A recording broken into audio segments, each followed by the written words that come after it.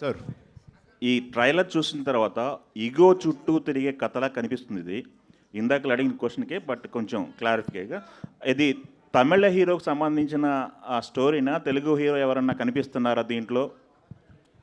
మెడ్రాస్లో పనిచేసిన అందరు హీరోల దగ్గర నుంచి ఇన్స్పిరేషన్ తీసుకుని రాశారని ఇందాక సెల్వ గారు చెప్పారు. ఓకే.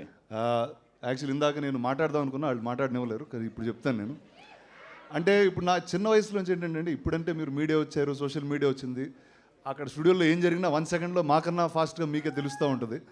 కానీ ఆ కాలంలో అలా జరగలేదు.